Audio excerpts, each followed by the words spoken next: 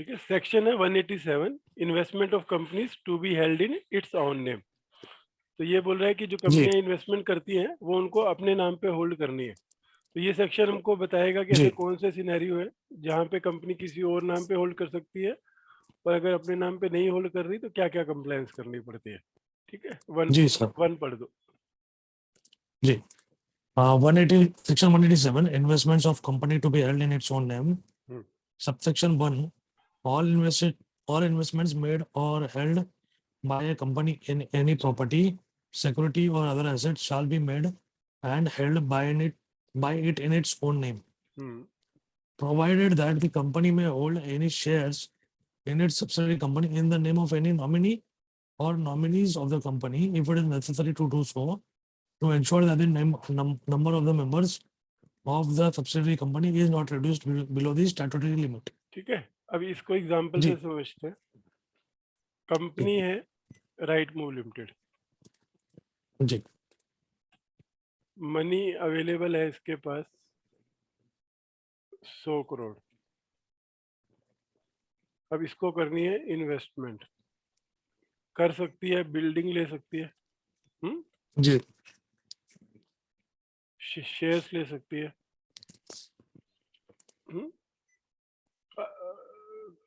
Other plant and machinery ले सकती है, लैंड ले सकती है, जी राइट। ये सब इसके पास इन्वेस्टमेंट है। तो लेकिन अगर आप जी समझो, अगर आप कोई भी पैसा आपका अगर आप कहीं इन्वेस्ट करते हो तो आप क्या चाहोगे कि उसकी ओनरशिप पे किसका नाम आना चाहिए? आपका ही। जी तो सर कल को अगर आपको बेचना है तो आपको ही पैसा मिलना चाहिए। जी तो ये नेचुरली ये बोल रहे हैं सबसे पहले कि राइट मूव कुछ भी इन्वेस्टमेंट करे, चाहे वो प्रॉपर्टी में करे, मूवेबल जी इमूवेबल, सिक्योरिटीज में करे, या कोई भी अदर एसेट्स में करे, तो उसके ओनरशिप पे या एग्रीमेंट पे it should be held in name of right move only, जी राइट। अब यहाँ जी पर सर नेचुरल है कि अगर आप कोई भी पैसा, अपना पैसा लगा रहे हो, तो जो इन्वेस्टमेंट आएगी उसकी ओनरशिप पे आपका ही नाम आना चाहिए। सो लाइक जी अगर सर प्रॉपर बिल्डिंग है तो सोसाइटी के रिकॉर्ड में आपका नाम आना चाहिए। जी शेयर्स हैं तो रजिस्टर ऑफ मेंबर पे आपका नाम आना चाहिए, राइट मूव। जी प्लांट एंड मशीनरी है, इनवॉइस पे आपका नाम आना चाहिए। जी लैंड है तो रिवेन्यू डिपार्टमेंट में 712 पे आपका नाम आना चाहिए, राइट मूव। जी यही बोल जी रहा है पहला provision, all investment yes made और held by company in any property shall be made and held by its own name. तो अगर आप ऐसा कुछ जी भी करते हो तो आपके नाम पे होना चाहिए। लेकिन जी इस पॉइंट को उसने एक एक्सेप्शन दी। अब एक एग्जांपल लेते हैं। Right ji move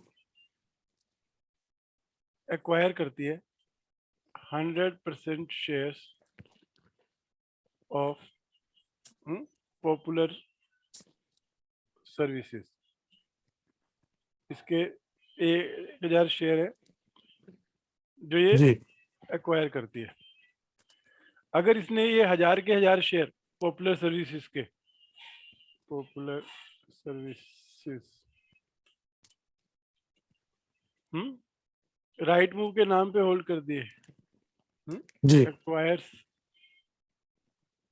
in its own name, तो नंबर ऑफ मेंबर कितने रह जाएंगे?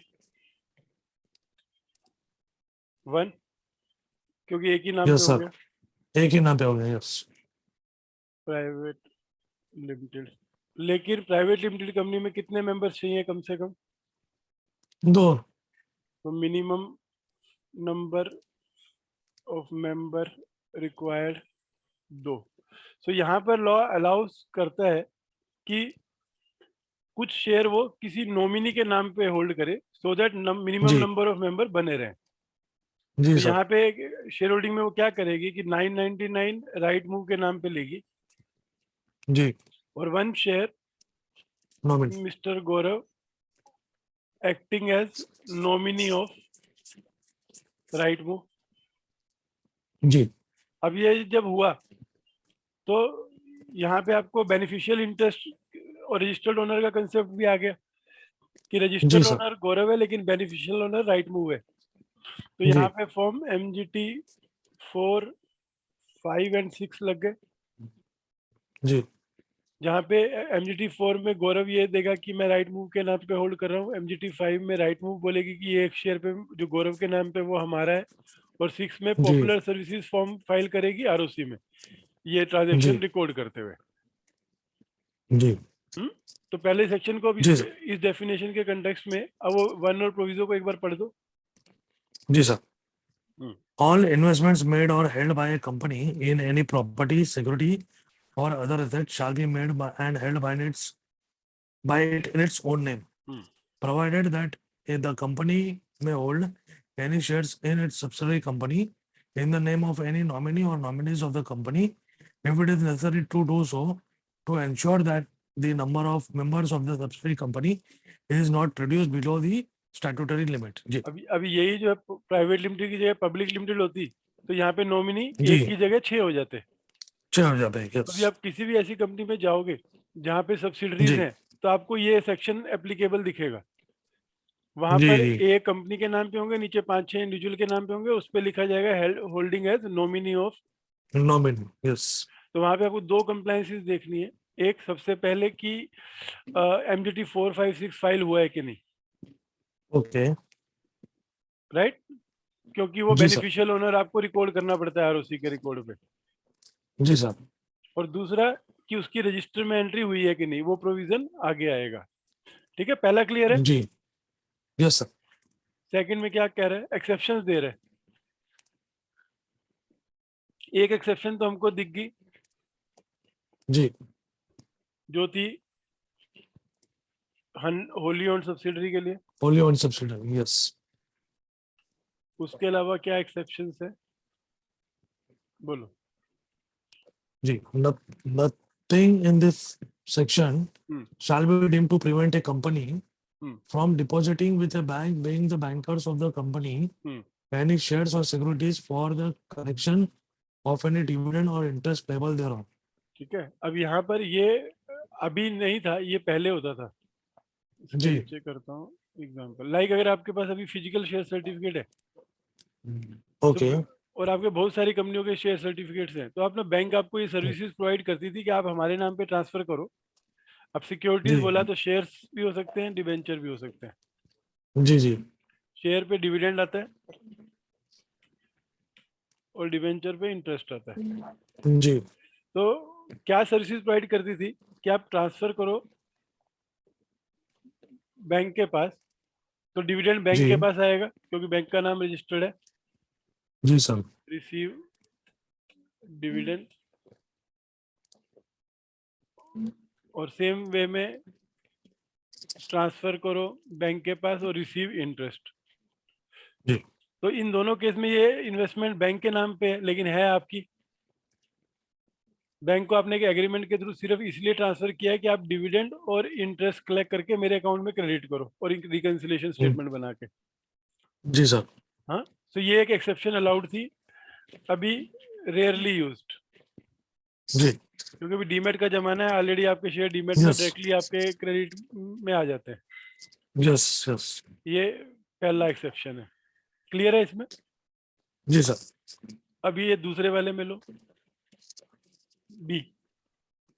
for from depositing with or transferring to or holding in the name of the State Bank of India hmm, or a scheduled bank, hmm, being the bankers of the company, shares or securities in order to hmm. facilitate the transfer thereof. Right move क्या करती है, shares या जी, debentures transfer करती है SBI के नाम पे या फिर शेड्यूल्ड बैंक के नाम पे, जी, इन कनेक्शन विद ट्रांसफर की हमको ये ट्रांजेक्शन अभी आगे ट्रांसफर करनी है। तो सामने वाला बोलता है मुझे आप पे भरोसा नहीं है, आप एस्क्रो बैंक के नाम पे डाल दो, ट्रांजैक्शन होगी, आपको पैसा मिलेगा, तो बैंक हमें ट्रांसफर जी करेगा इन जी connection with transfer of shares, तो something like escrow account kind of thing. जी तो यहाँ पे ये अलाउड है, लेकिन उसमें क्या कहा, अगर 6 मंथ के अंदर ये ट्रांजैक्शन नहीं कंप्लीट होती, जी तो if not transferred in 6 month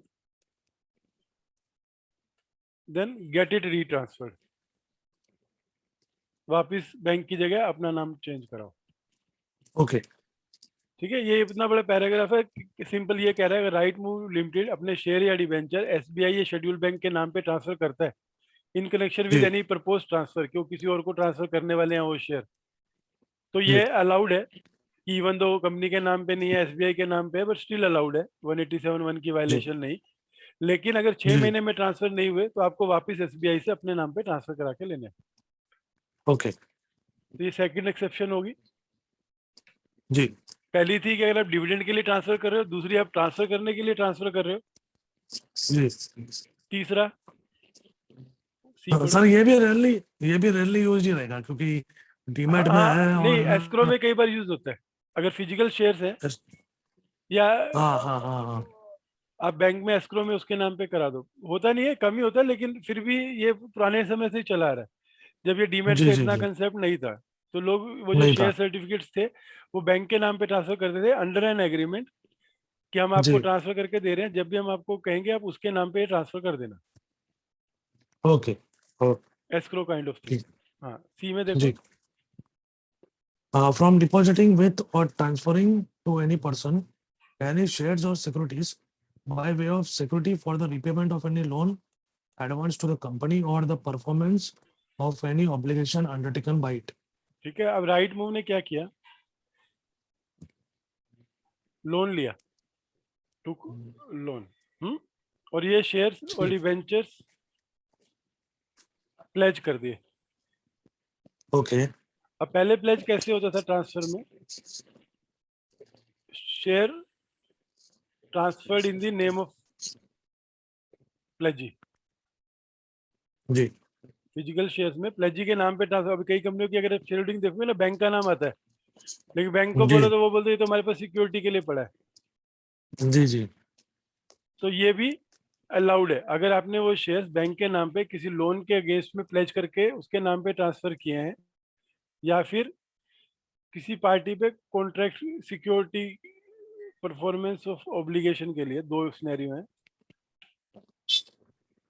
shares pledge करने के लिए आप ट्रांसफर कर देते हो इन द नेम ऑफ जी प्लेजी, तो ये भी अलाउड है। तो यहाँ पे भी शेयर्स जी कंपनी के नाम पे नहीं है, लेकिन स्टिल ये ट्रांजैक्शन आपको अलाउड है। जी ठीक है, उसके बाद डी में सर ये जो सी में है हम्म अगर मतलब ये शब्द क्यों नहीं है प्लेज प्लेज शब्द अगर ले लेता मतलब हम्म अगर रहता तो वो हम्म क्लियर हो जाता नहीं नहीं, प्लेज के अलावा और भी कई सिनेरियो हो सकते हैं ना, हाइपोथिकेशन। ओके उसने क्या बोला, आप किस, आप इस चीज को कंसेप्ट करो कि आप क्यों ट्रांसफर कर रहे हो। ओके ये दो रीजन के लिए, अगर आप शेयर्स किसी और के नाम पे ट्रांसफर करते हो, आप ओनरशिप ट्रांसफर नहीं कर रहे हो, आपका जो एग्रीमेंट है उसमें ये लिखा हुआ है कि हम हम्म आपको ओनरशिप ट्रांसफर नहीं कर रहे हैं, लेकिन आपको ये शेयर आपके नाम पे करके दे रहे हैं, इन केस अगर हमने डिफॉल्ट किया तो आप ये बेच देना। बराबर अब इस फिजिकल शेयर सर्टिफिकेट के केस में सोचो, अगर किसी के नाम पे नहीं है, आपने डिफॉल्ट भी कर दिया, तो वो बेच ही नहीं सकता। जी जी वो फिर आपको बोलेगा कि ये शेयर मेरे नाम पे करके दो, फिर ट्रांसफर करो, तो अब जब आप डिफॉल्ट में आप उसके नाम पे क्यों करके दोगे। तो एज ए बराबर है एग्रीमेंट आप एडवांस में अपने नाम पे ट्रांसफर कराते थे, पर ये बोलते थे कि ये शेयर मैं सिर्फ एज ए सिक्योरिटी होल्ड कर रहा हूँ, अगर आपने मेरा लोन दे दिया तो मैं आपको रिट्रांसफर कर दूंगा। ओके क्लियर है। जी सर तो फिजिकल में प्लेज में ऐसे होता था पुराने जब उस टाइम पे बैंकों के साथ ये एग्रीमेंट होते थे, ट्रांसफर डीड लगा के ट्रांसफर करते थे बैंक के नाम पे, जी जी जब जी। सिक्योरिटी एज ए कोलेटरल दी जाती थी। ठीक है, और डी सर पढ़ो। अभी कैसे अभी अभी तो कैसे है, आप इसमें प्लेज फॉर्म भरते हो, आपके अकाउंट में रहते हैं शेयर, और उस पर प्लेज मार्क हो जाती है। अच्छा, एक्चुअली इसमें कैसा था कि हम लोग actually as a depository angle में पूछ रहा हूँ। डिपॉजिटरी में अगर कोई शेयर्स प्लेज में है तो उसको लॉक इन नहीं कर सकते, पहले प्लेज रिमूव करना पड़ता है, फिर लॉक इन करना मैं पड़ता आपको है इसका रीजन और बताता वापस हूँ ना। हाँ, प्लेज इसका लेना पड़ता रीजन बताता हूँ। अगर प्लेज का कंसेप्ट ही यही है कि अगर आप मेरा पैसा नहीं दोगे तो मैं बेच दूंगा। है। जी, अगर आपने लॉक इन कर दिया और आपने डिफॉल्ट भी कर दिया तो जब तक लॉक इन खत्म नहीं होगा मैं बेच नहीं पाऊंगा। वो भी बराबर है, सही बात तो है। इसलिए ये कंसेप्ट है कि अगर लॉक्ड इन है तो पहले लॉक्ड इन हटा के प्लेज कराओ, बराबर है। और प्लेज किया हुआ है तो लॉक इन करने के लिए आपको उसकी कंसेंट लगती है, प्लेज की। ओके, तो ये जो प्लेज मार्क करता है वो डीपी मार्क करता है क्या? डीपी मार्क, अभी यही मैं बोल रहा हूँ, जब फिजिकल में था तो क्योंकि शेयर सर्टिफिकेट था और शेयर सर्टिफिकेट के पीछे आपका नाम लिखा हुआ था। जी, अब आपका नाम है और आपको, आपने किसी से लोन लिया और ये शेयर उसको प्लेज में दिए हैं, तो लेकिन कंपनी के रिकॉर्ड में तो आपका ही नाम आ रहा है। जी, तो कल को अगर आपने डिफॉल्ट किया तो सामने वाला उसको बेच नहीं सकता क्योंकि उसका नाम है ही नहीं as a owner. Transfer deed बराबर है। में उसका नाम चाहिए ना। जी, तो वो लोग क्या इंसिस्ट करते थे कि आप हमारे नाम पे ट्रांसफर करो शेयर्स एज ए सिक्योरिटी, और अगर जी, आपने डिफॉल्ट नहीं किया तो हम वापस कर देंगे, नहीं तो हम बेच देंगे। जी, तो उस चीज को प्रोवाइड करने के लिए ये एक्सेप्शन अलाउड है कि इस केस में भी कंपनी अपने नाम पे नहीं होल्ड करेगी तो भी चलेगा, अगर उसने लोन के अगेंस्ट में ओके, उसको सिक्योरिटी दी है। ओके, और डी पॉइंट में है। जी, हम्म, from holding investments in the name of a depository hmm. when such investments are in the form of securities held by the company as a beneficial owner। तो right move अपने share demat कराती है, जी, तो company के record में तो NSDL का नाम आएगा, जी, लेकिन ये अलाउड है। ओके, तो जो भी हम करते हैं आज के दिन में, जब कंपनी के रिकॉर्ड में एनएसडीएल या सीडीएसएल दिखता है उसके नीचे बेनिफिशियल ओनर की लिस्ट दिखती है, जी, जो सेकंड स्टेज पे है। लेकिन वो शेयर्स तो कंपनी के नाम पे नहीं हेल्ड हुए ना, वो एनएसडीएल या सीडीएसएल के नाम पे हेल्ड हुए। सर्टिफिकेट जब बनाते जी, हैं जी, तो हम एनएसडीएल या सीडीएसएल के नाम का सर्टिफिकेट बनाते हैं। बराबर। तो 4 सिनेरियो दिए उसने एग्जाम्पशन के लिए। क्या क्या एग्जाम्पशन के लिए दिए? एक तो दिया होली ओन्ड सब्सिडरी के केस में आप नॉमिनी के नाम पे हेल्ड कर सकते हो, जी, in the name of nominee, right. Second case में उसने दिया कलेक्शन ऑफ डिविडेंड के लिए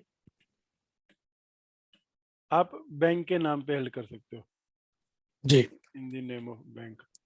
फिर उसने दिया फैसिलिटेट ट्रांसफर करने के लिए in the name of SBI और शेड्यूल्ड बैंक। जी, फिर उसने दिया security as a security, as a security किस चीज की? लोन की या परफॉर्मेंस ऑफ ऑब्लिगेशन की।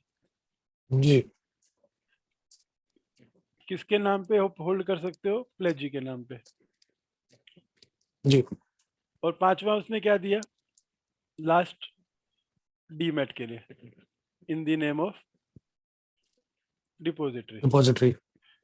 सो बेस रूल क्या हो गया?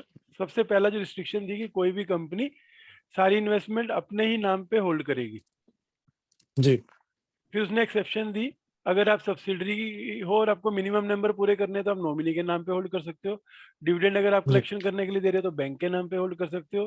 ट्रांसफर जी, फैसिलिटेट करने के लिए कर रहे हो तो एसबीआई या शेड्यूल बैंक के नाम पे ले सकते हो। सिक्योरिटी के लिए आप प्लेजी के नाम पे शेयर होल्ड कर सकते हो, और डीमेट जी, के लिए डिपॉजिटरी के नाम पे। जी, क्लियर है? जी सर। 1 और 2 ये होता है यूज सेक्शन। तो ये जी, सेकंड था, जी, ये सब क्लियर है। थर्ड पढ़ो। जी। Wherein pursuance of Clause D of Section 2, any shares or securities in which investments have been made by a company are not held by its own name, the company shall maintain a register which shall contain such particulars as may be prescribed, and such register shall be open to inspection by any member or debenture holder of the company without any charge during business hours, subject to such reasonable restrictions of as the company may by its articles or in the general meeting impose। ठीक है। अब यहाँ पे क्या बोल रहे हैं? अगर आपने कोई भी 5 सिनेरियो में कोई भी इन्वेस्टमेंट होल्ड किया है, एज ए नॉमिनी, जी। As a pledgee, as a security, as a transfer, as a dividend, तो आपको जी register of investment not in held in on name जी में एंट्री करनी है, राइट? यही कह रहा है। स्टैट्यूटरी रजिस्टर है, register of investment not held in on name, उसमें आपको जी एंट्री करनी है। जी सर। तो एंट्री यही रहेगी कि कितने शेयर हैं, किसके नाम पे हैं, क्यों किया है, कब किया है। फिर ये जी जो रजिस्टर है ओपन फॉर इंस्पेक्शन है, किसके लिए? Members and debenture holders. ठीक है, पब्लिक के लिए नहीं है। तो आपको नहीं। उसका फोलियो नंबर चाहिए अगर कोई इंस्पेक्शन मांगता है।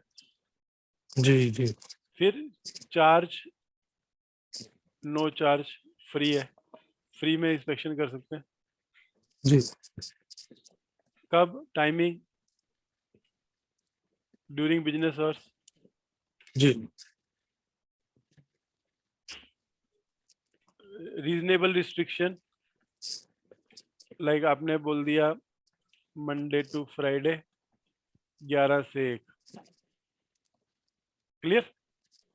जी तो ये जो रजिस्टर है आपको एंट्री करनी है, वो इंस्पेक्शन के लिए ओपन रहेगा मेंबर और डिबेंचर होल्डर के लिए फ्री ऑफ कॉस्ट, और वो इंस्पेक्शन कर सकते हैं ड्यूरिंग बिजनेस आवर्स, और रीजनेबल रिस्ट्रिक्शन आप डाल सकते हो लाइक टाइमिंग की।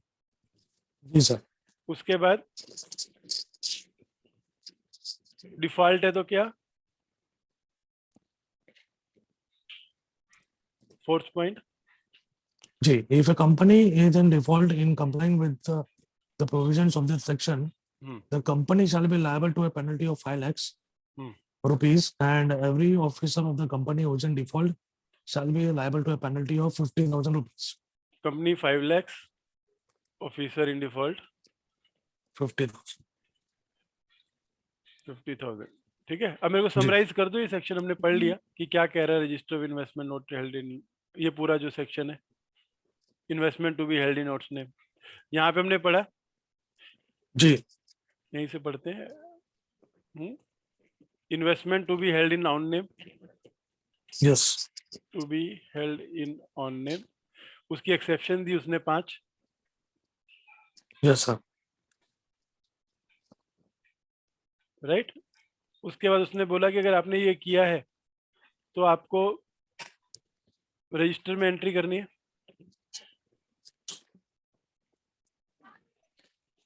एंट्री इन रजिस्टर, और वो रजिस्टर ओपन फॉर इंस्पेक्शन है, और अगर आप वायलेशन करते हो तो कंपनी और ऑफिसर इन डिफॉल्ट 50 के। क्लियर है ये? यस। तो ये सेक्शन था 187। कोई इसमें डाउट है तो बताओ। नहीं सर, इसमें तो कोई डाउट नहीं। ठीक है, तो ये क्लोज करते जी हैं।